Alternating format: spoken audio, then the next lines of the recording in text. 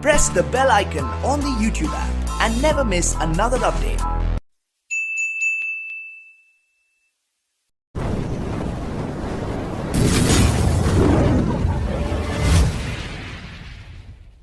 आज इसका हम लोग प्रूफ देखेंगे कि ये आया कहाँ से। ठीक है, समझने का प्रयास करिएगा, समझ जाएंगे तो सारा कहानी बन जाएगा, और नहीं तो फिर बड़ा दिक्कत होगा। इसका प्रूफ देखते हैं, कोशिश करते हैं समझने के लिए। ठीक है, मैं क्या करता हूँ, एक गॉसियन सरफेस लेता हूँ लाइक दिस। ठीक है, एक गॉसियन सरफेस लेता हूँ, ध्यान से देखिएगा, समझने का प्रयास करिएगा। इसका मैं प्रूफ देखता हूँ। हमको टू प्रूव क्या करना है, हमको टू प्रूव करना है वही E dot D S which is equal to 1/ε0 times the total charge. ठीक है, यही प्रूव करना है, और मैं इसका देखता हूँ प्रूफ। ठीक है, समझने का प्रयास करिएगा। तो फिगर बनाने के लिए तो मैं थोड़ा सा अपना फिगर वाला ही कंसेप्ट यूज़ कर लूँ। तो मैं क्या करूँगा बच्चों, मैं नहीं, आप भी यही काम करेंगे, सिर्फ मैं ही नहीं, मैं क्या करूँगा, मैं यहाँ पर क्या करूँगा, एक छोटा सा एरिया कंसिडर करूँगा, ऐसे ये वाला एरिया। ठीक, ये एक छोटा सा एरिया कंसिडर किया। इस एरिया को क्या बोलेंगे बच्चों, हम जल्दी बताओ, इस एरिया को क्या बोलेंगे, ds। ठीक, ये हो गया सेंटर इसका ओ। अब इस एरिया, ये इसका क्या कहलाएगा बच्चों, जल्दी बताओ, ये इसका क्या कहलाएगा, रेडियस कहलाएगा ना। और मैं थोड़ा सा कलर दूसरा ले लेता हूँ तो ज़्यादा विजिबिलिटी होगी। ये मैं ले लेता हूँ ऑरेंज, ये हो गई ऐसे। अब इससे मैं क्या करूँगा, ऐसे, ये कहाँ जा रहा है, चला जा रहा है, बदमाश है का, control Z Z Z Z Z Z Z. छोड़ो, मैंने क्या किया बच्चों, सिंपल सी बात करता हूँ, यहाँ पर एक एरिया कंसिडर कर लेता हूँ इस प्रकार से, ऐसे। ठीक है, ये एरिया, इस एरिया को बोल लेते हैं ds। ये हो गया सेंटर O, और सेंटर, अब सेंटर से बच्चों आप लोग क्या ड्रॉ करते हो, एरिया वेक्टर ड्रॉ करते हो। एरिया वेक्टर किधर जाता है, इसके आउटवर्ड और नॉर्मल होता है, परपेंडिकुलर होता है, कल बताया था। तो ये हो गया आउटवर्ड और परपेंडिकुलर, तो ये हो गया ds vector into n cap, और ये हो गया इसका रेडियस। यहाँ से यहाँ तक इसका क्या हो गया, रेडियस। ये मैं कलर चेंज कर लेता हूँ, तो ये कहला जाएगा इसका रेडियस। ये क्या कहला गया आपके पास, रेडियस। ठीक है, अब कैसे आपको ड्रॉ करना है। गॉसियन सरफेस कुछ भी ले सकते हैं आप, स्फेरिकल, क्यूबिकल, क्लोज सरफेस होना चाहिए, वो गॉसियन सरफेस होता है। ठीक है, सॉल्व करने का बड़ा सिंपल सा फंडा है, सॉल्व करने का बड़ा सिंपल सा फंडा है। ये जो इलेक्ट्रिक फील्ड लाइंस निकल रही है वो कहाँ से निकलेगा, वहाँ कोई ना कोई चार्ज से निकलेगा। तो मैंने बताया था दो तरीके का चार्ज होता है, एक होता है Q और दूसरा होता है Q0। याद है, Q को क्या बोलते हैं, सोर्स चार्ज, और Q0 को क्या बोलते हैं, टेस्ट चार्ज। बस वही काम से, मतलब मैंने एक यहाँ पे सोर्स चार्ज रखा है, इससे इलेक्ट्रिक फील्ड इंटेंसिटी प्रोड्यूस हो रही है। ठीक है, और इलेक्ट्रिक फील्ड इंटेंसिटी बाहर की ओर जा रहा है, इसको हम बोल लेते हैं DE। ऐसे अब देखो कैसे आपको करना है, समझना क्या है, बहुत सिंपल है, एकदम सिंपल है। हम यहाँ पे LHS ले लेते हैं, ये वाला चीज़ हम लोग क्या ले लेते हैं, LHS ले लेंगे। अगर RHS की वैल्यू आ जाता तो हेंस प्रूफ। ठीक है, तो LHS हमने क्या लिया, LHS की वैल्यू थी close interval of E dot ds। ठीक, अब हम लोग जानते हैं, थोड़ा सॉल्व करने का स्टार्ट करते हैं। अब बच्चों ये बताओ, ds भी उसी डायरेक्शन में जा रहा है और DE भी उसी डायरेक्शन में जा रहा है।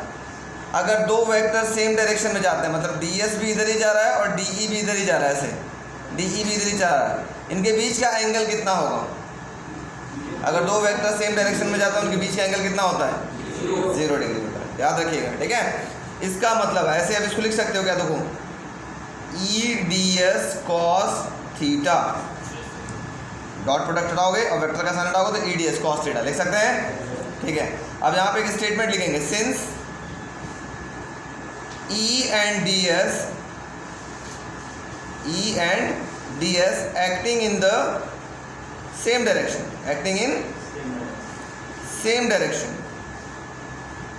दोनों सेम डायरेक्शन में जा रहा है, that is theta equal to कितना हो जाएगा, जल्दी बोलो, 0 डिग्री। तो यहाँ पे थीटा की जगह क्या रखेंगे, 0। समझने का प्रयास करिएगा, ये हो जाएगा E D S cos 0 degree. और हम लोगों ने पढ़ा है कॉस 0 की वैल्यू क्या होती है, जल्दी से बताओ। कॉस 0 डिग्री की वैल्यू कितनी होती है, 1 होती है। चलो, तो ये हो जाएगा ई को बाहर ले लिया, इंटीग्रेशन ऑफ डी एस, और कॉस 0 की वैल्यू हो गई 1। अब ये बताओ, ये एक स्फेयर है, स्फेरिकल सरफेस है, तो स्फेयर का सरफेस एरिया कितना होता है, कोई बच्चा पढ़े हो, स्फेयर का सरफेस एरिया कितना होता है, स्फेयर का surface area 4 pi are square. ठीक है, तो बस रख लो E into 4 pi are square, मतलब सरफेस एरिया का इंटीग्रेशन का मतलब ds का मतलब क्या है, सरफेस एरिया। अब पूरा का पूरा सरफेस एरिया कितना होगा, एक स्फेयर है तो पूरा उसका सरफेस एरिया कितना होगा, 4 पाई आर स्क्वायर। और हमने आपको एक बचपन में एक बात पढ़ाई थी, शायद याद होगा, E इज इक्वल टू था के क्यू अपॉन में आर स्क्वायर, या के को क्या लिख सकते हैं, 1/4 pi epsilon not Q by r square लिख सकते हैं क्या। तो बस इस E की जगह वैल्यू पुट करिए, ठीक है, E की वैल्यू पुट करिए, 1/4 pi epsilon not Q by r square into 4 pi are square. जो कटे काट दो, पहले 4 पाई से 4 पाई कैंसिल, आर स्क्वायर से आर स्क्वायर कैंसिल, मिला क्या आपके पास, जल्दी से बताओ क्या बचा, Q अपॉन एप्सिलॉन नॉट। यही तो प्रूफ करना था, देखो ऊपर EDS की value Q upon epsilon not के बराबर आ जाए, यही तो प्रूफ करना था, प्रूफ हो गया, हैंड्स प्रूफ। बात समझ में आई, नोट कर लो फटाफट।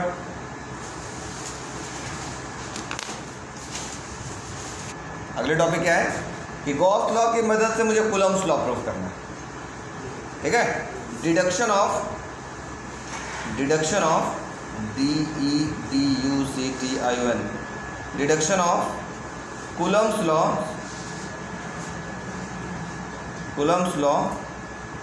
फ्रॉम गॉस लॉ,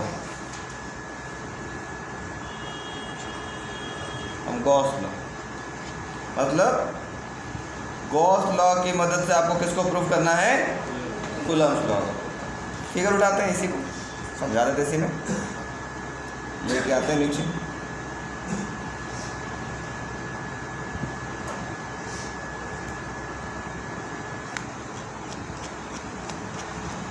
इतना आसान हो गया है, मतलब लाइफ, इतना फिगर बनाना पड़ता है आदमी को दोबारा।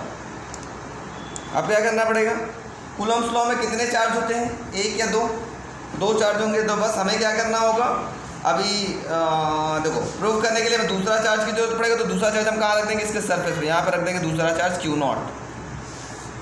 बाकी फिगर वैसे ही, ठीक, समझ में आ गया। आपको कूलम्ब्स लॉ प्रूव करना है, मतलब आपको टू प्रूफ क्या करना है, कूलम्ब्स लॉ क्या था, याद होगा आपके पास, F is equal to 1/4 pi epsilon not Q0 upon में आर स्क्वायर। एक Q है, दूसरा Q0 है, तो Q0 अपॉन में आर स्क्वायर। यही प्रूफ करना है। किसके मदद से प्रूफ करना है, गॉस लॉ के सहायता से प्रूफ करना है। तो प्रूफ देखो, according to Gauss law, since we know that, या अकॉर्डिंग टू गॉस लॉ से आपको क्या पता चल रहा है, थोड़ा ध्यान से समझिएगा। आपको पता है ना, गॉस लॉ ये बोलता है E dot D S equal to होता है Q अपॉन एप्सिलॉन नॉट। यही तो गॉस लॉ कहता है, यस नो, यस। अब फिर से देखो, E और डी एस दोनों किस डायरेक्शन में जा रहे हैं, इनके बीच का एंगल कितना होगा, तो यहाँ नीचे लिखेंगे, फिर से ऐसे लिखेंगे, इसको पहले लिखेंगे EDS cos theta equal to Q upon epsilon not. क्या लिखेंगे, since E and DS vector acting in same direction, therefore theta equal to कितना होगा, 0 डिग्री, दोनों अगर सेम डायरेक्शन में चल रहे हैं तो एंगल कितना हो जाएगा 0। यहीं पे बगल में आप चार्ट लिख लेना, ई भी इधर जा रहा था और डी एस भी इधर ही जा रहा था, कोई तकलीफ। चलो रखते हैं 0 cos 0, तो ये हो जाएगा E D S cos 0 degree equal to Q upon epsilon not. कोई तकलीफ, यस नो, नहीं समझ में आया। अब यहाँ से ई को बाहर ले लेते हैं, integration of D S equal to Q upon epsilon not. कोई तकलीफ, नहीं समझ में आ रहा है। अब बताओ फिर से किसका इंटीग्रेशन हो रहा है, जिसके आगे डी होता है उसी का इंटीग्रेशन होता है। तो यहाँ सरफेस एरिया का, और ये कैसा सरफेस है, स्फेरिकल, और स्फेयर का सरफेस एरिया कितना होगा 4 पाई आर स्क्वायर। मतलब फिर से डी एस को इंटीग्रेट करेंगे तो क्या मिलेगा, 4 pi are square equal to Q upon epsilon naught. तो ई इज इक्वल टू क्या मिल जाएगा बच्चों, जल्दी से बताओ, क्यू अपॉन में इसको नीचे भेज दो, ये हो जाएगा 4 pi epsilon not into r square. लेकिन मुझे तो फोर्स चाहिए, फोर्स कहाँ से मिलेगा, बड़ा सिंपल, चंदन सर ने पढ़ाया था एक ज़माने में कि ये होता था ई इक्वल टू, शायद याद है क्या, एफ बाई क्या होता था, क्यू नॉट होता था क्या, एफ बाई क्यू नॉट। तो इस ई की जगह क्या लिख सकते हो, F by Q not equal to हो गया क्यू अपॉन में 4 pi epsilon not into r square, लिख सकते हो क्या। अब क्या करोगे, क्यू नॉट को क्रॉस मल्टीप्लाई कर दो, फॉर्मूला मिल गया आपको। क्या प्रूफ हुआ, एफ इज इक्वल टू हो गया 1/4 पाई एप्सिलॉन नॉट, ये ऊपर चला गया तो क्या मिलेगा, क्यू नॉट अपॉन में आर स्क्वायर। प्रूफ हो गया, गॉस लॉ, बहुत सिंपल। गॉस लॉ की मदद से किसको प्रूफ किया हमने, कूलम्ब्स लॉ को प्रूफ कर लिया, बहुत सिंपल है ना। चलो नोट कर लो इसको भी बच्चों। आप लोग हेडिंग लिख लीजिएगा, application of Gauss law. Application of Gauss law, उसके अंदर पहला हेडिंग लिखिएगा, electric field intensity due to infinitely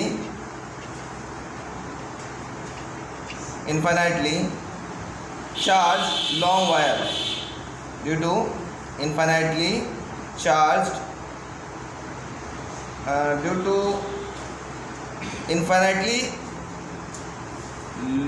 long wire भी लिख सकते हो, due to electric field intensity due to uniformly charge, ऐसे लिख लो, ऐसे भी सही रहेगा, due to uniformly charge infinitely long wire, due to uniformly charge infinite long wire,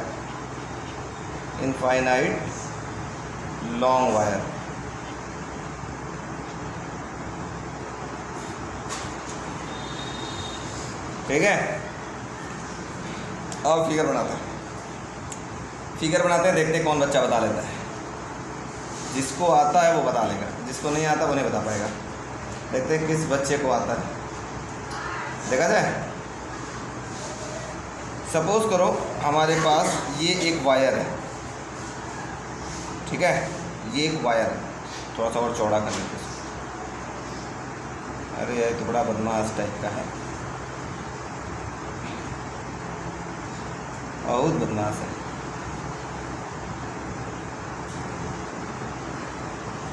बहुत बदमाश नहीं होगा, चलो तुम आओ तो जी, इसके बगल में से सेट सकते हो,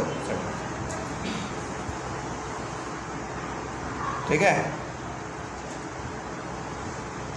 ये आपके पास एक इनफाइनाइटली लॉन्ग वायर है, बहुत बड़ा वायर है, ठीक है, और इस पे चार्ज जो वो यूनिफॉर्मली डिस्ट्रीब्यूट है, ऐसे यूनिफॉर्मली, ऐसे एक बराबर। ये वायर है बहुत लंबा, इस वायर पे चार्ज कैसा डिस्ट्रीब्यूट है, यूनिफॉर्मली डिस्ट्रीब्यूट, ठीक। तो बताओ अगर मान लो बच्चों एक वायर है, वायर के चारों तरफ मैग्नेट इलेक्ट्रिक फील्ड कैसी बनेगी बताओ, चारों तरफ ना बनेगी, इधर चारों तरफ बनेगी, तो शेप कैसा होगा देखोगे तो सिलेंड्रिकल ही बन रही होगी ना। तो इसके चारों तरफ एक सिलेंड्रिकल शेप आप कंसीडर करेंगे, लाइक दिस, एक सिलेंड्रिकल शेप आप कंसीडर करेंगे कुछ इस प्रकार से।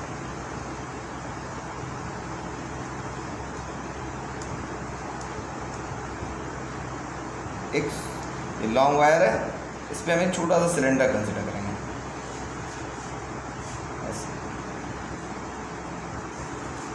ठीक है, इस पे हमने क्या कंसीडर किया, एक छोटा सा सिलेंड्रिकल पोर्शन कंसीडर किया।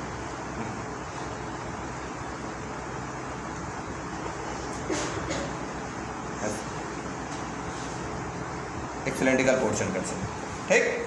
मतलब इसके चारों तरफ इलेक्ट्रिक फील्ड एक पर्टिकुलर डायरेक्शन में जाएगी। चाहे आप इलेक्ट्रिक फील्ड को इधर ले जा सकते हैं या आप इधर ले जा सकते हैं, एक ही डायरेक्शन में आप ले जा सकते हैं। पॉजिटिव है तो हम लोग को पता है पॉजिटिव से फील्ड लाइंस क्या होगी, दूर जाएगी। नेगेटिव होता तो क्या होता, उसके तरफ आती। ठीक है, तो ये पॉजिटिव है तो या तो आप इसको इधर ऐसे भेज सकते हो, इलेक्ट्रिक फील्ड लाइंस इधर भेज सकते हो, या फिर इलेक्ट्रिक फील्ड इंटेंसिटी इधर भेज सकते हो, दोनों में से किसी भी डायरेक्शन। तो कोई एक डायरेक्शन लेके आपको चलना है, क्योंकि हमने बताया था इलेक्ट्रिक फील्ड लाइंस नेवर उनका दो डायरेक्शन नहीं होता, it doesn't form two direction. ठीक है, तो उससे पहले हमको चलना होगा छोटा छोटा एरिया वेक्टर कंसिडर करना।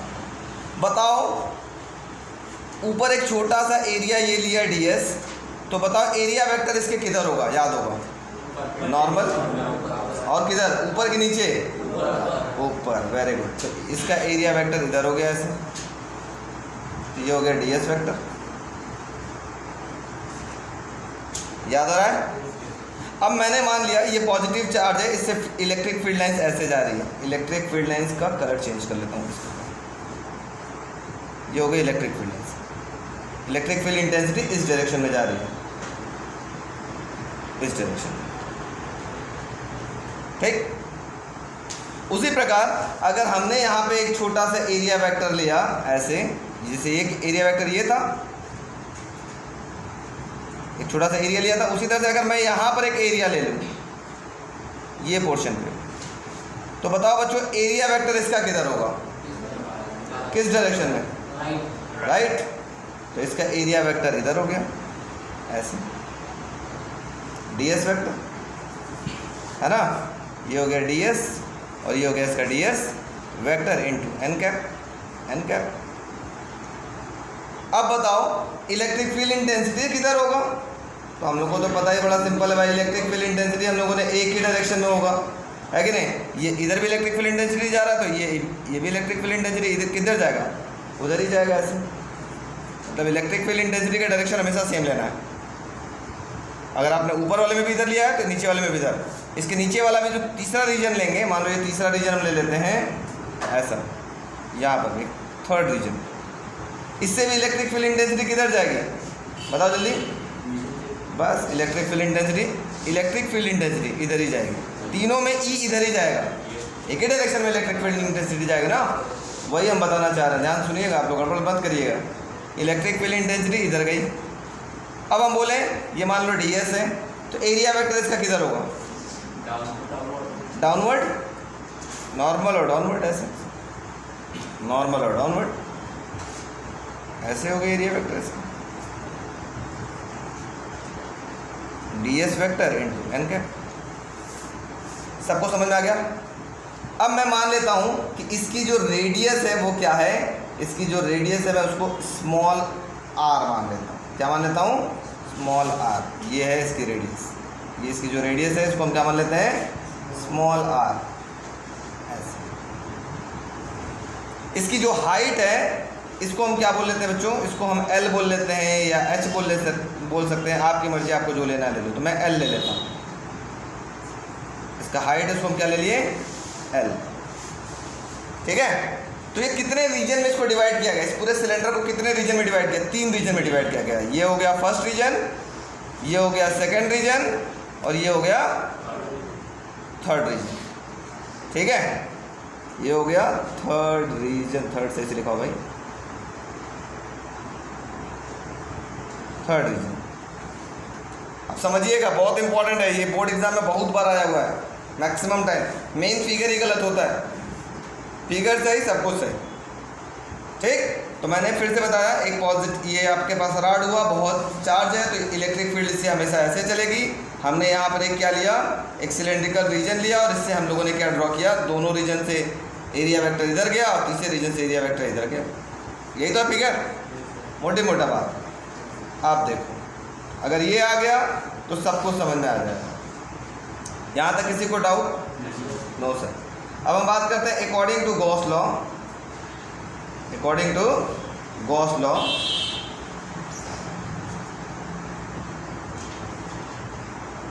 According to Gauss law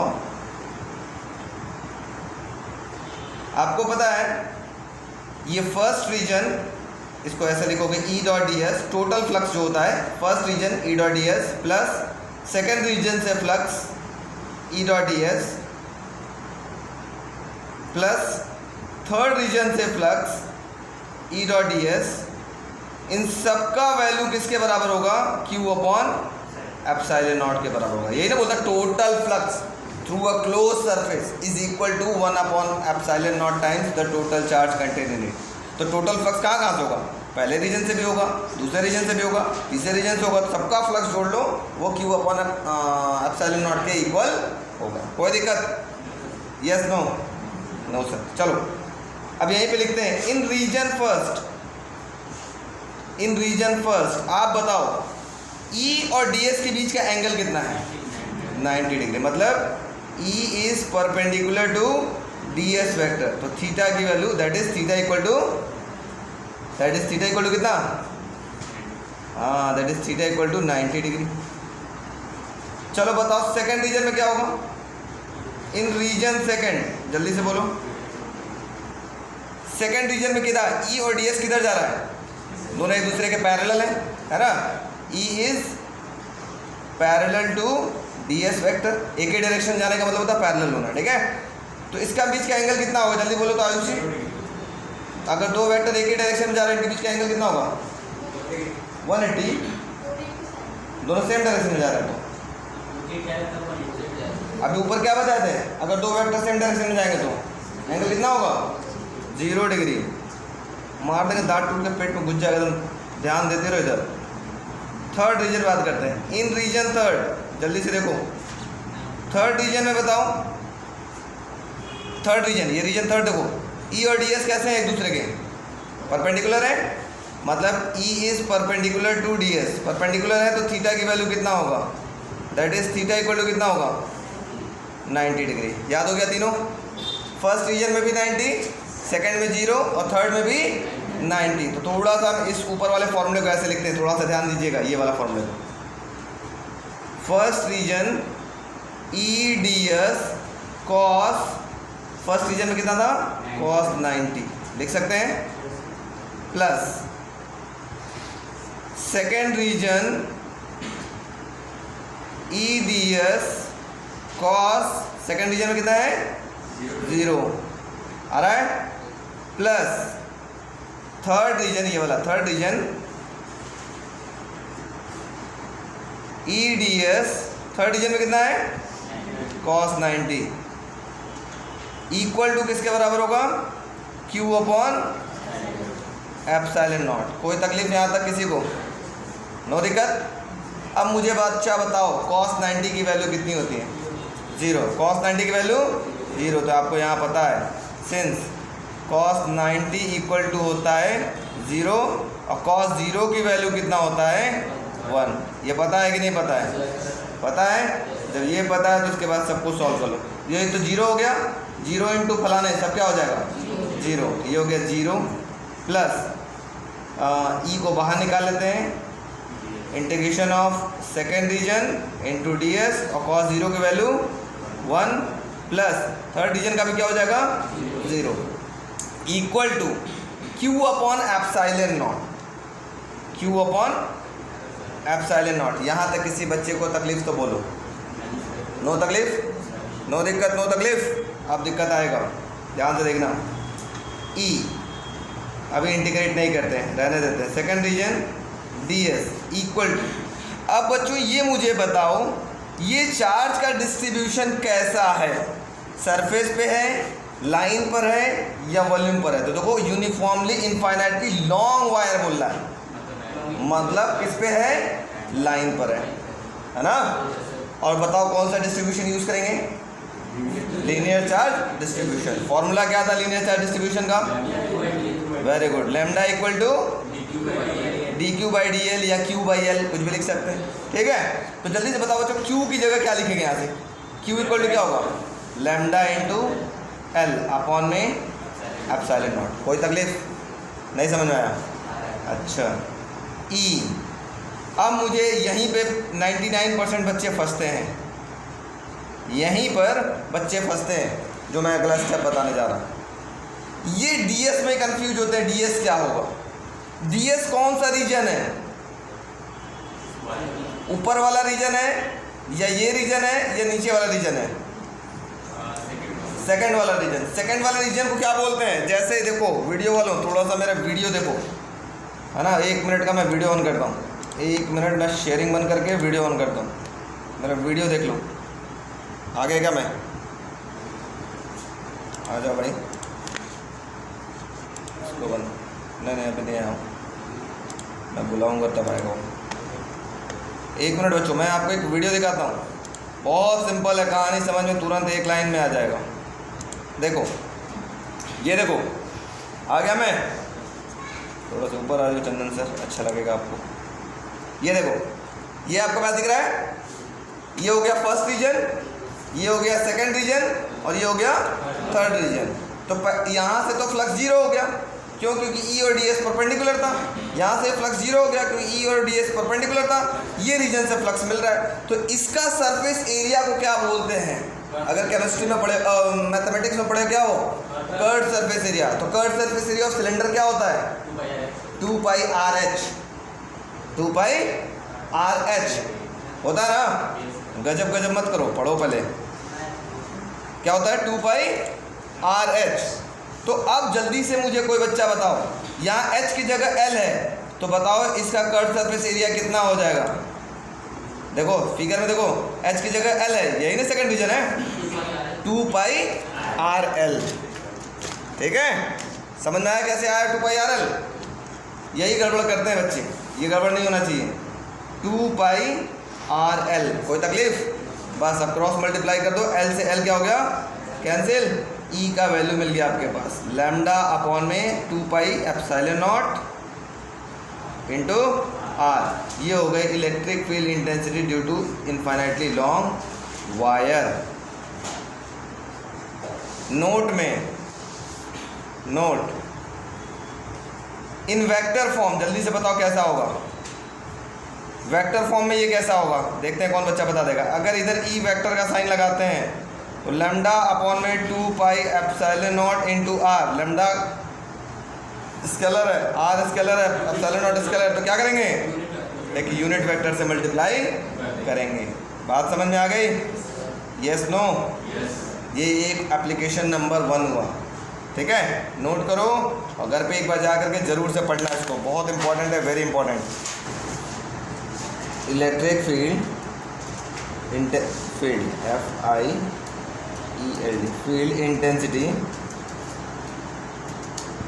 due to infinitely plane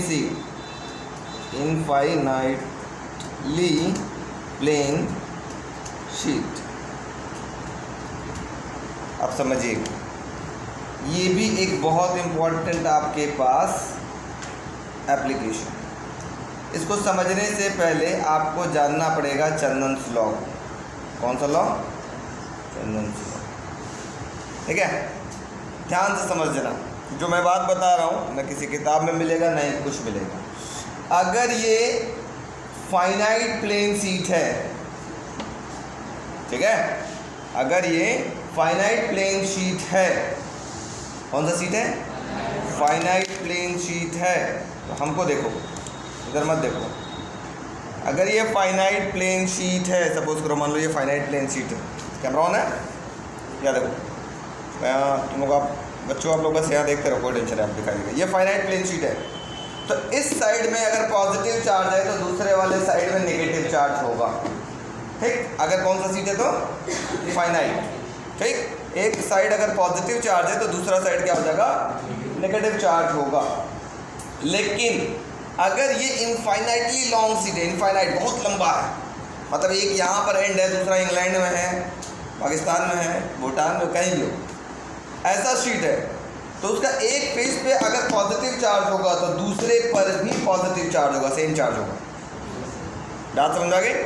अगर इनफाइनाइट प्लेन शीट है तो अगर एक साइड पॉजिटिव चार्ज है तो दूसरे साइड भी क्या होगा, पॉजिटिव चार्ज ही होगा, ठीक।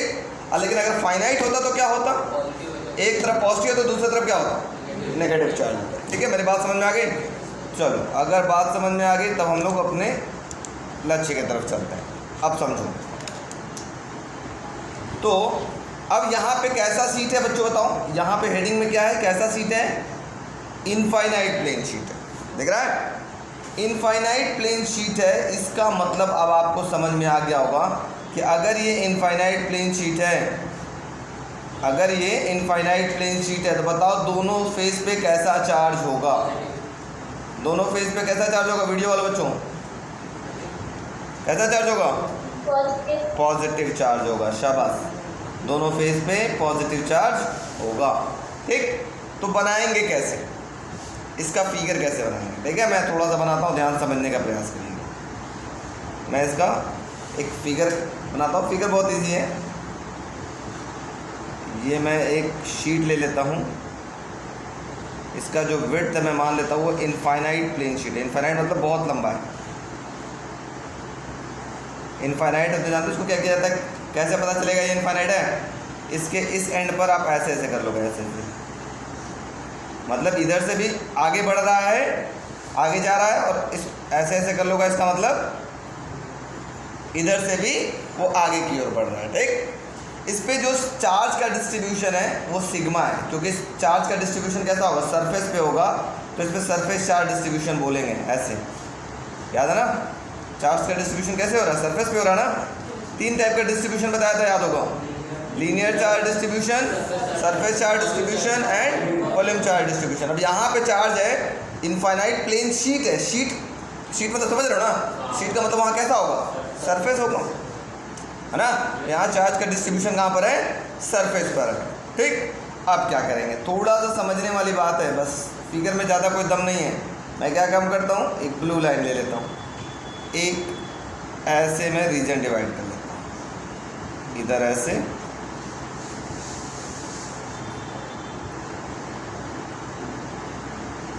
ठीक है, और इधर मैं डॉटेड लाइन से आगे बढ़ा लेता हूँ। समझने का प्रयास करिए, मैंने ऐसे फिगर बना दिया, देखिए ऐसे मैंने फिगर बना दिया। एक रीजन यहाँ ले लेता हूँ, एक रीजन यहाँ ले लेता हूँ, और एक रीजन बीचों बीच में ले लूँगा ऐसे, ठीक है, बीचों बीच। अब दिखाता हूँ क्या है कहानी, समझने का प्रयास करिए, कोशिश करिएगा समझने के लिए। समझ में आएगा तो बहुत अच्छी बात है। अब जैसे मैं बात करूँ, आप लोग बताओगे बच्चों, आप सब लोग बताओगे, इस फेज से इलेक्ट्रिक फील्ड इंटेंसिटी हमने बताया कि दोनों फेज पे कैसे चार्ज होंगे, पॉजिटिव। दोनों फेज पे कैसे चार्ज होंगे, पॉजिटिव, मतलब इस फेज पे भी पॉजिटिव चार्ज होगा और इस फेज पे भी कैसा होगा, पॉजिटिव चार्ज होगा। तो बताओ पॉजिटिव चार्ज से फील्ड लाइन दूर जाएगी या उसके तरफ आएगी, दूर जाएगी। तो हमें पता चल गया इसकी वजह से इलेक्ट्रिक फील्ड इंटेंसिटी इधर मिला, दूर जाएगी, और यहाँ पे भी पॉजिटिव, तो इससे क्या होगी, इससे दूर जाएगी, ऐसे हो गया इलेक्ट्रिक फील्ड इंटेंसिटी। डायरेक्शन समझ में आ रहा है। अच्छा, अब बीचों बीच वाला रीजन में आप क्या करोगे, या तो आप इलेक्ट्रिक फील्ड इंटेंसिटी इधर भी ले सकते हो या इधर भी ले सकते हो, कहीं भी जा सकता है, कोई टेंशन नहीं, ठीक है। अच्छा जी, ये दो चीज़ तो हमको क्लियर हो गया। यहाँ हो गया इलेक्ट्रिक फील्ड इंटेंसिटी, आप इधर भी ले सकते थे, इधर भी ले सकते थे। अब हमारा बात हो गया एरिया वेक्टर की। अब यहाँ पे हमने एक छोटा सा एरिया कंसीडर किया, इसका नाम लिख लिया ds। तो बताओ इससे एरिया वेक्टर किधर होगा, परपेंडिकुलर। परपेंडिकुलर का मतलब किधर जाएगा, किस साइड जाएगा, जल्दी से बोलो बच्चों, किस साइड जाएगा, किस साइड जाएगा, वीडियो वाले बच्चों, किस साइड, इलेक्ट्रिक फील्ड, हाँ, इलेक्ट्रिक फील्ड लाइंस की तरफ, ऐसे, है ना। कुछ इस प्रकार से ये जाएगा आपके पास, ऐसे ऐसे जाएगा ds vector into n cap. यहाँ पे भी अगर हमने एक एरिया ले लिया ऐसे, इसको ds बोला, तो बच्चों बताओ एरिया वेक्टर इधर इधर भी कहाँ जाएगा, इसके भी नॉर्मल, तो किस साइड जाएगा, इलेक्ट्रिक फील्ड की तरफ, ऐसे। बड़े बदमाश किस्म का, इधर भी ds वेक्टर उसके तरफ गया। समझे का प्रयास करिए, ये समझ लेंगे सारा खेल खत्म। अब बीच वाले रीजन में भी आपने एक एरिया कंसीडर किया ds, तो बच्चों बताओ एरिया वेक्टर किधर जाएगा?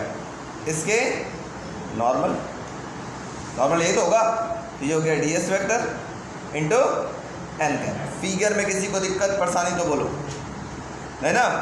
बहुत सिंपल फिगर है, एकदम हलवा गलवा है। ठीक, अब इसको भी हमने 3 रीजन में डिवाइड किया। कौन कौन सा रीजन?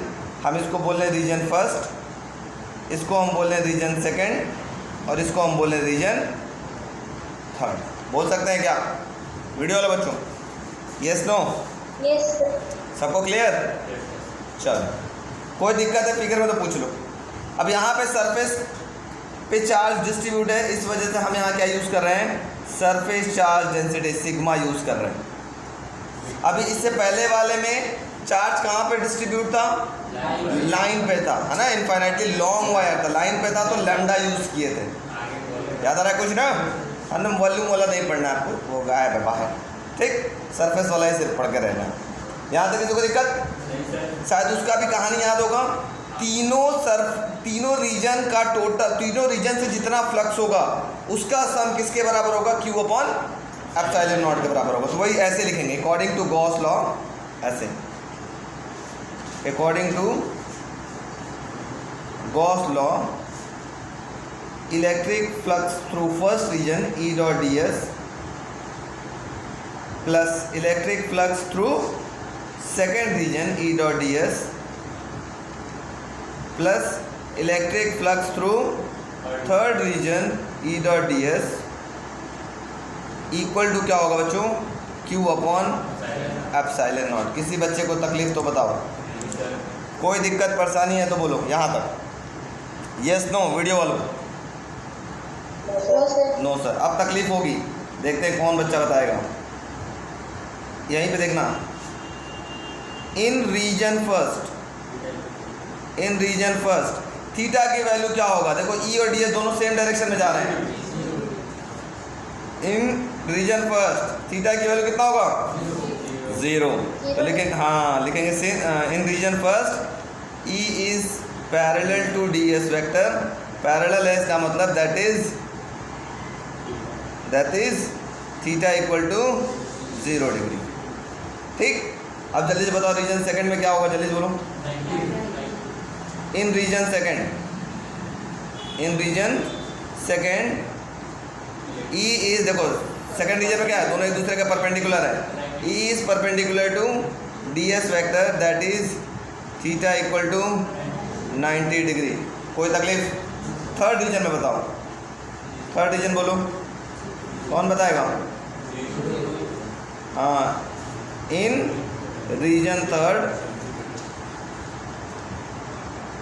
थर्ड क्या है? E is parallel to ds, दोनों सेम डायरेक्शन में है, that is theta is equal to 0 degree. कोई तकलीफ? No sir. अब आगे बढ़ते हैं, तो हम इसको ऐसे लिख सकते हैं क्या? फर्स्ट रीजन वाले को थोड़ा सा ध्यान दो। First region E ds cos theta, theta की जगह फर्स्ट रीजन में कितना लिखेंगे? 0 degree, plus second region E ds cos theta, तो कॉस थीटा की जगह क्या लिखेंगे? 90 डिग्री लिखेंगे। नहीं समझ में आ रहा है क्या? Plus third region E ds cos, third region में कितना है? 0 डिग्री, तो cos 0 degree equal to Q upon epsilon not. कोई तकलीफ? Yes no? Yes no video वाले बच्चों बोल सकते हो। कोई दिक्कत, कोई परेशानी? नो दिक्कत, नो परेशानी। अब हम लोग को पता है cos 90 की वैल्यू कितनी होती है? 0, और cos 0 की वैल्यू 1। इसका मतलब बीचों बीच वाला क्या हो जाएगा? बीचों बीच वाला 0 हो जाएगा, बाकी ये दोनों 1 1 हो जाएंगे। ठीक है, तो ये आपके पास ऐसे दिखाई देगा। फर्स्ट रीजन E ds और cos 0 की वैल्यू 1, और ये हो जाएगा 0। क्यों? क्योंकि cos 90 की वैल्यू 0 होता है। और ये हो जाएगा third region E ds into 1 equal to Q upon epsilon not. कोई तकलीफ वीडियो वालों? कोई तकलीफ? No sir. No sir. अब तकलीफ दे रहा हूँ, इसको हम ई लिख लेते हैं, first region ds plus E को बाहर निकाल लेते हैं, third region ds equal to Q upon epsilon not. ds का जब इंटीग्रेशन करेंगे तो क्या मिलेगा, वो मिलेगा s। उसी तरह से यहाँ भी ds का इंटीग्रेशन करेंगे तो क्या मिलेगा, s equal to Q upon epsilon not. कोई तकलीफ? अब दे रहा हूँ तकलीफ, ES प्लस ES क्या होगा, 2ES equal to Q upon epsilon not. कोई तकलीफ? अब तकलीफ शुरू, अब तकलीफ शुरू। क्योंकि चार्ज का डिस्ट्रीब्यूशन कहाँ था, सरफेस पे था, लाइन पे था या वॉल्यूम में था, सरफेस पे था। तो सरफेस पे था तो हम लोग सरफेस चार्ज डिस्ट्रीब्यूशन यूज़ करेंगे। सिग्मा इक्वल टू क्या था, Q बाई एस लिख सकते हैं क्या, या DQ by DS, DQ by DS या Q बाई S। तो बताओ Q की जगह क्या हो जाएगा, सिर्फ सिग्मा इंटू एस। तो बस ये हो जाएगा 2ES is equal to sigma S upon में एप्सिलॉन नॉट। ले सकते हैं, S से S क्या हो गया, कैंसिल, आपका रिजल्ट मिल गया क्या, E इज इक्वल टू मिल गया सिग्मा अपॉन में ट्वाइस ऑफ एप्सिलॉन नॉट। ये हो गया फॉर्मूला। ये किसके लिए हो गया, फॉर इनफाइनाइट प्लेन शीट। ठीक है, अब इसी में हम आपको फाइनाइट बता देंगे, बस 2 सेकंड का काम लगेगा। पहले इसको नोट कर लीजिए, फिर फाइनाइट बता देते हैं। आप फटाफट नोट करिए। चलो बच्चों, हम लोग बात कर लेते हैं फॉर फाइनाइट प्लेन शीट का क्या होगा। फॉर फाइनाइट प्लेन शीट मतलब एक शीट हो, उसकी थिकनेस क्या हो, फाइनाइट हो जाए। अच्छा सर, फाइनाइट हो जाए, यहाँ पे एक इक्वेशन था, इसको इक्वेशन नंबर 1 बोल, ये वाले बोल लो। तो बोल लो तुम लोग की कॉपी में बोल लो, इसको इक्वेशन 1 बोल लो, बोलिए।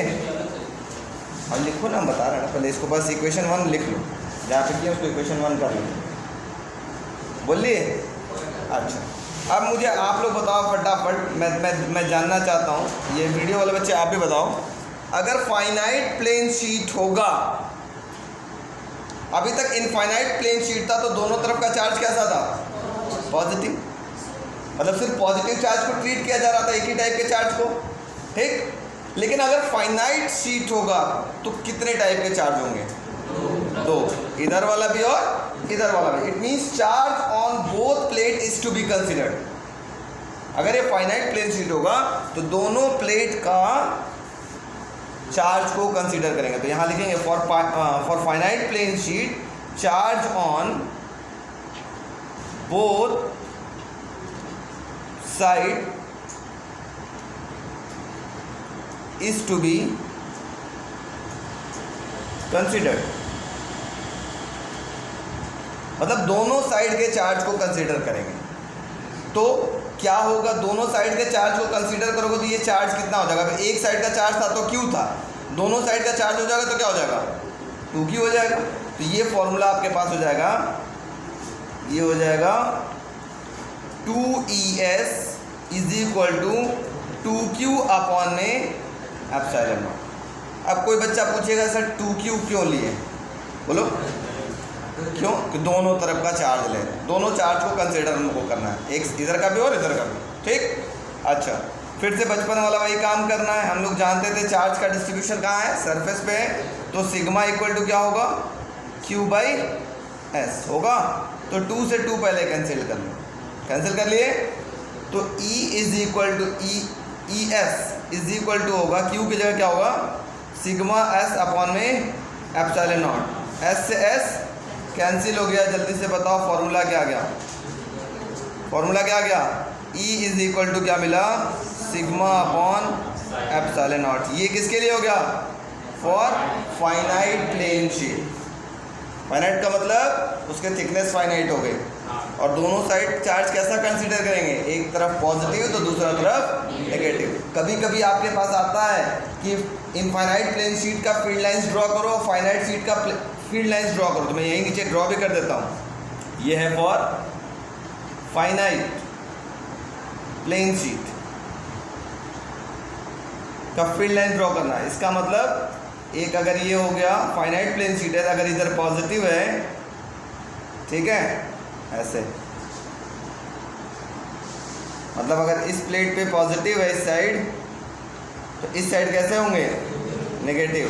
तो इसका फील्ड लाइंस कैसा होगा हम लोग बहुत अच्छे से जान गए। पॉजिटिव है तो फील्ड लाइंस दूर, नेगेटिव है तो उसके तरफ, ऐसे, ठीक।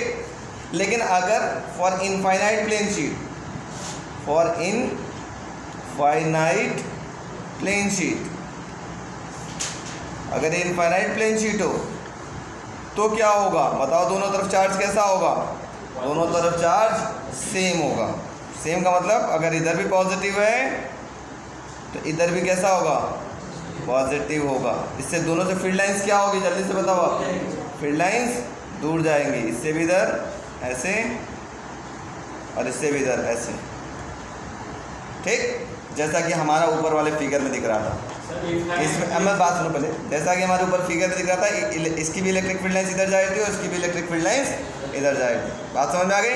इनफाइनाइट होगा तो दोनों साइड सेम चार्जेस कंसिडर करते हैं। चलो फाइनाइट का लिख लो और पूछो तुम जो पूछ रहे थे, पूछो। एप्लीकेशन थर्ड है गॉस लॉ का, electric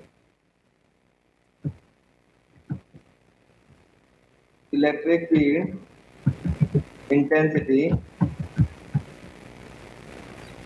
due to two infinitely PWO, two infinitely plane parallel sheet.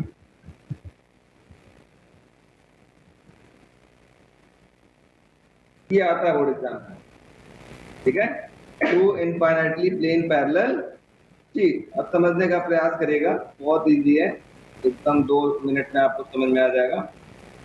एक कहानी अगर समझ में आ गया है, दूसरी कहानी तो ये बहुत आसान है। इनफाइनाइटली प्लेन शीट का इलेक्ट्रिक फील्ड इंटेंसिटी कितना था, sigma upon twice of epsilon not. कितना था, sigma upon twice of epsilon not. बस उसी की कहानी बताना, मतलब यहाँ पे क्या निकालना है, 2 शीट आपके पास दिखाई देंगे, ठीक है, 2 शीट।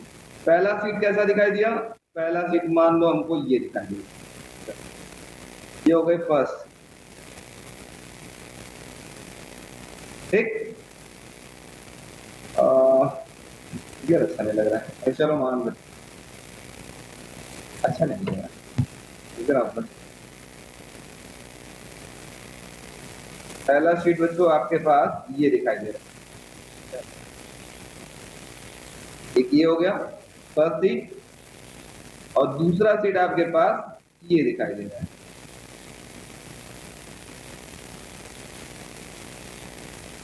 ठीक है। दोनों एक दूसरे के पैरेलल है, 2 शीट है आपके पास, दोनों एक दूसरे के पैरेलल है। अच्छा जी, चलो अब मैंने माना कि इन दोनों पे जो चार्जेस हैं, ठीक है, चार्ज की जो डेंसिटी है, दोनों पे पॉजिटिव चार्जेस है, लेकिन डेंसिटीज अलग अलग है। मतलब इस पे हो सकता है चार्ज थोड़ा कम हो लेकिन पॉजिटिव ही है, ठीक है, इस पे हो सकता है चार्ज थोड़ा ज्यादा हो।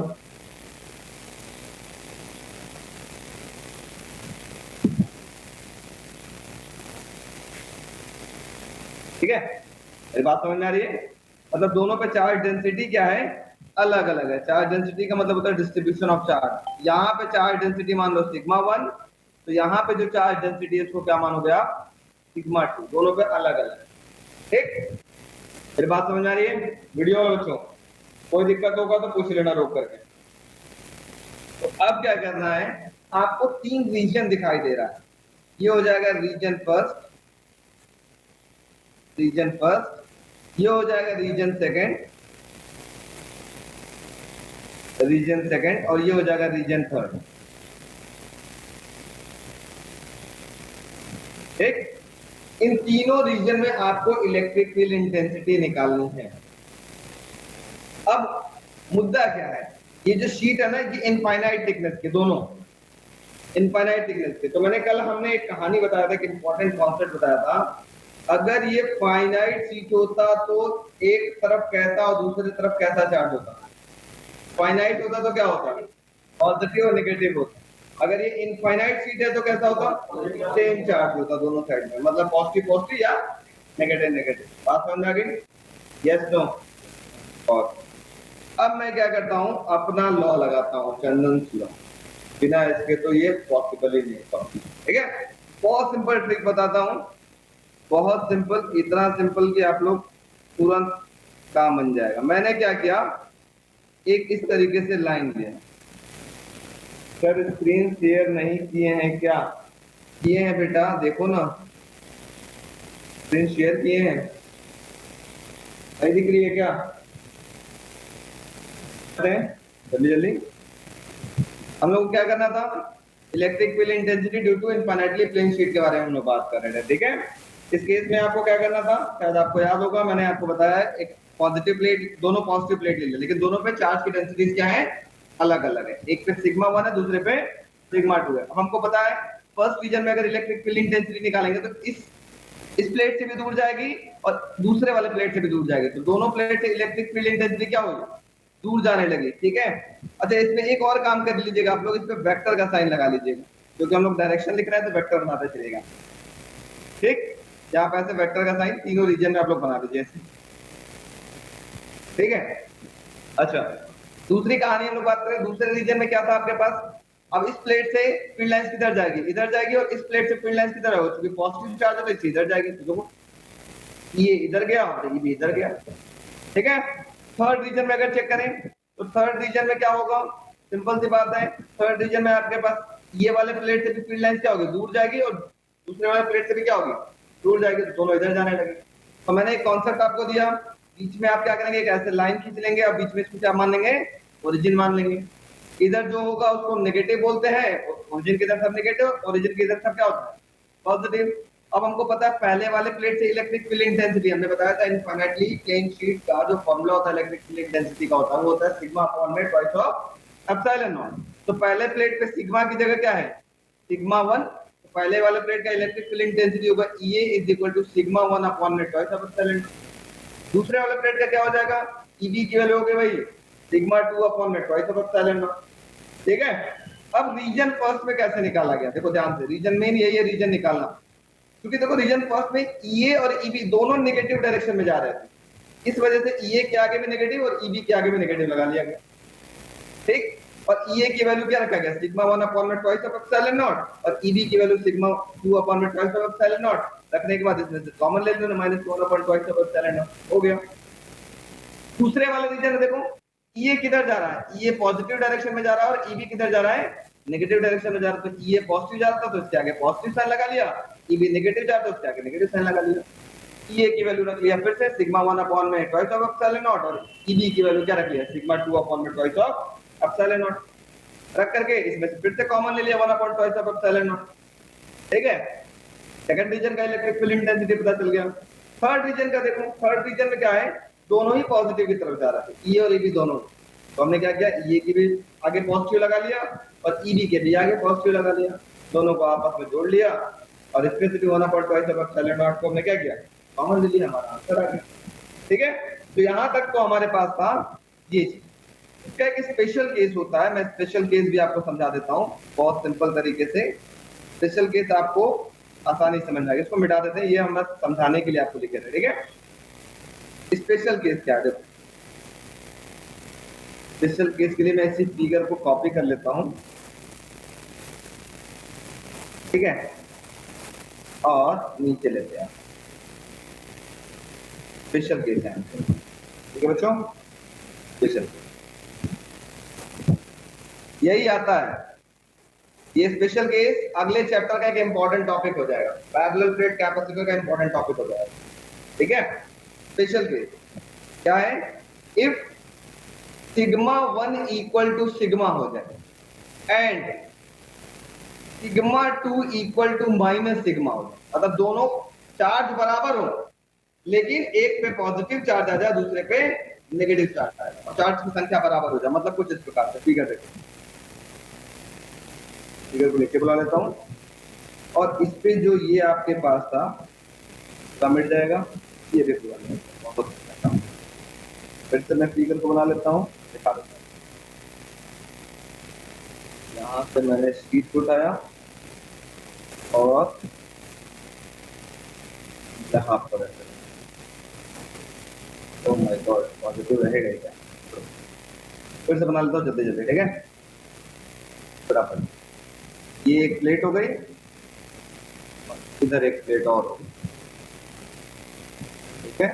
दोनों पे चार्ज कैसी है? 2 प्लेट हमने बना लिया, ठीक है? समझने का प्रयास करिएगा। दोनों पैरेलल है, इनफाइनाइटली प्लेन शीट है, ठीक? अब हमने क्या किया?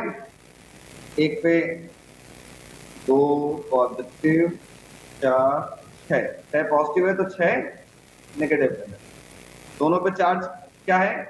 सेम है, और सॉरी चार्ज की डेंसिटी सेम है लेकिन अपोजिट चार्ज है ना? मतलब यहाँ पे क्या कर दिया गया? सिग्मा 1 था, शायद आपको याद होगा। सिग्मा 1 को क्या लिख लिया गया? सिग्मा, और यहाँ पे सिग्मा 2 था, सिग्मा 2 को क्या लिख लिया गया? Minus sigma. अब इलेक्ट्रिक फील्ड इंटेंसिटी कितनी होगी? तो ये भी हम कॉपी कर लेते हैं, झट से हम आपको समझा देते हैं। यहाँ से इनको बुलाते हैं और अब जल्दी से यही बुलाना, आ जाओ भाई, ठीक। अब यहाँ पे लिखेंगे सिंस, यहाँ पे आप लिखा हुआ सिग्मा 1 इक्वल टू सिग्मा और सिग्मा 2 की जगह माइनस सिग्मा। तो बस आपको सिग्मा 1 की जगह देखो क्या करना है, यहीं पे ये सब हमको जरूरत नहीं है, ये सब मुझे जरूरत नहीं है, लोग को ये सब जरूरत नहीं, ऑलरेडी हम लोग कर चुके हैं। अब यहाँ पे बस क्या करना है, एक समझना, इसको उठा लिया, ये था पहले रीजन क्या था ना? तो सिग्मा 1 की जगह आप क्या लिखोगे? जल्दी से बताओ। ई फर्स्ट की वैल्यू माइनस का 1 upon twice of epsilon not. Sigma 1 की जगह क्या लिखोगे? सिग्मा प्लस, सिग्मा 2 की जगह क्या लिखोगे?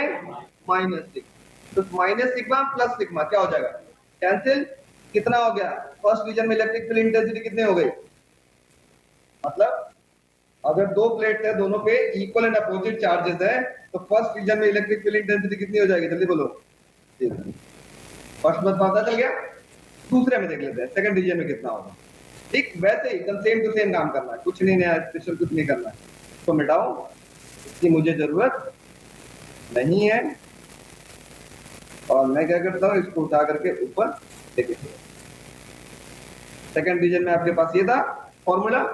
फिर यहाँ पे क्या करना है, जल्दी बोलो बच्चों। सिग्मा 1 की जगह क्या लिखोगे? यस, सेकंड रीजन में 1 upon twice of epsilon not. Sigma 1 की जगह सिग्मा माइनस सिग्मा 2 की जगह क्या होगा? Minus sigma. तो माइनस माइनस क्या हो जाएगा? प्लस। तो क्या मिलेगा सेकंड रीजन में? जल्दी से बोलो। ये हो जाएगा 2 सिग्मा अपॉन में ट्वाइस ऑफ एप्सिलॉन नॉट हो जाएगा। सिग्मा प्लस सिग्मा 2 सिग्मा, तो 2 से 2 कैंसिल हो गया। सेकंड रीजन में इलेक्ट्रिक फील्ड इंटेंसिटी कितनी मिली? जल्दी से बताओ। Sigma upon epsilon not. समझ में आया? Yes no? Yes sir. तो यहाँ पर सेकंड रीजन में इलेक्ट्रिक फील्ड इंटेंसिटी कितनी हो गई? Sigma upon epsilon not. Clear है? थर्ड रीजन में वैसे ही कर लेते हैं, थर्ड रीजन में वैसे ही कर लेते हैं हम लोग। चलो फटाफट, जल्दी जल्दी, झटपट झटपट। थर्ड रीजन में क्या होगा? जल्दी से आप लोग बताओ, उठा के ऊपर लेके चलते हैं। जल्दी से बताओ, थर्ड रीजन में क्या होगा? जल्दी बोलो। ठीक, थर्ड रीजन में 1 upon twice of epsilon not. Sigma 1 की जगह सिग्मा, सिग्मा 2 की जगह माइनस सिग्मा। अब प्लस माइनस माइनस कितना हो जाएगा? 0। सिग्मा में सिग्मा गया 0। थर्ड रीजन में इलेक्ट्रिक फील्ड इंटेंसिटी कितना हो गया? 0। मतलब अगर 2 प्लेट पे इक्वल एंड अपोजिट चार्जेस हैं, तो इलेक्ट्रिक फील्ड इंटेंसिटी कहाँ दिखाई देगा? सिर्फ बीचों बीच में दिखाई देगा, बाकी प्लेट के इधर या इधर इलेक्ट्रिक फील्ड इंटेंसिटी कितनी हो जाती है? 0। यही आपके पास इंपॉर्टेंट केस है। ये एनसीईआरटी में क्वेश्चन नंबर 17 होगा, सेम है, मैं आपको क्वेश्चन हुआ करा दूंगा, और ये आपके बोर्ड एग्जाम में आता भी है। और ये अगले जो चैप्टर पढ़ेंगे पैरेलल प्लेट कैपेसिटर, उसका एक इंपॉर्टेंट टॉपिक हो जाएगा। 2 प्लेट्स के बीच में इलेक्ट्रिक फील्ड इंटेंसिटी कितना होता है, तो आपको याद रखना पड़ेगा। कितना होता है? सिग्मा अपॉन, चलो फटाफट नोट कर लो स्पेशल केस।